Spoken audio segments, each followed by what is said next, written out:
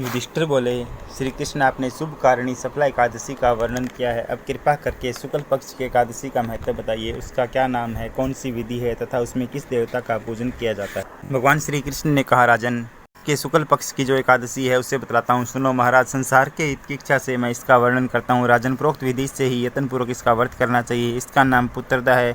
यह सब पापों को हरने वाली उत्तम तिथि है। समस्त कामनाओं तथा सिद्धियों के दाता भगवान नारायण इस तिथि के अधिदेवता हैं। चराचर प्राणियों सहित समस्त त्रिलोकी में इससे बढ़कर दूसरी कोई तिथि नहीं है। पूर्व काल की बात है। भद्रावतीपुरी में राजा सुकेतुमान राज्य करते थे। उनकी रानी का नाम चंपा था। राजा को बहुत समय तक कोई वंशधर पुत्र प्राप्त नहीं, इसलिए दोनों पति पत्नी सदा चिंता और शोक में डूबे रहते थे। राजा के पितृ उनके दिए हुए जल को शोकोच्छ्वास से गर्म करके पीते थे। राजा के बाद और कोई ऐसा नहीं दिखाई जो हम लोगों का तर्पण करेगा। यह सोच सोचकर पितर दुखी रहते थे। एक दिन राजा घोड़े पर सवार हो गहन वन में चले गए। पुरोहित आदि किसी को भी इस बात का पता न था। मृग और पक्षियों से सेवित उस सघन कानन में राजा भ्रमण करने लगे। मार्ग में कहीं सियार की बोली सुनाई पड़ती थी तो कहीं उल्लुओं की।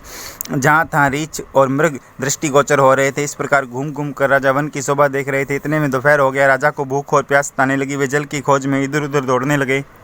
किसी पुण्य के प्रभाव से उन्हें एक उत्तम सरोवर दिखाई दिया जिसके समीप मुनियों के बहुत से आश्रम थे। शोभाशाली नरेश ने उन आश्रमों की ओर देखा। उस समय शुभ की सूचना देने वाले शकुन होने लगे। राजा का दाहिना नेत्र और दाहिना हाथ फड़कने लगा जो उत्तम फल की सूचना दे रहा था। सरोवर के तट पर बहुत से मुनि वेद पाठ कर रहे थे। उन्हें देखकर राजा को बड़ा हर्ष हुआ। वे घोड़े से उतरकर मुनियों के सामने खड़े हो गए और पृथक पृथक सब की वंदना करने लगे। वे मुनि उत्तम व्रत का पालन करने वाले थे। जब राजा ने हाथ जोड़कर बारंबार दंडवत किया तब मुनि बोले, राजन, हम लोग तुम पर प्रसन्न हैं। राजा बोले, आप लोग कौन हैं, आपके नाम क्या हैं तथा आप लोग किस लिए यहाँ एकत्रित हुए हैं, यह सब सच सच बताइए। मुनि बोले, हे राजन, हम लोग विश्वदेव हैं, यहाँ स्नान के लिए आए हैं। माघ निकट आया है। आज 5वें दिन माघ का स्नान आरंभ हो जाएगा। आज ही पुत्रदा नाम की एकादशी है जो व्रत करने वाले मनुष्य को पुत्र देती है। राजा ने कहा, विश्वदेवगण, यदि आप लोग प्रसन्न हैं तो मुझे पुत्र दीजिए। मुनि बोले, राजन, आज ही के दिन पुत्रदा नाम की एकादशी है। इसका व्रत बहुत विख्यात है। तुम आज इस उत्तम व्रत का पालन करो। महाराज, भगवान केशव के प्रसाद से तुम्हें अवश्य ही पुत्र प्राप्त होगा।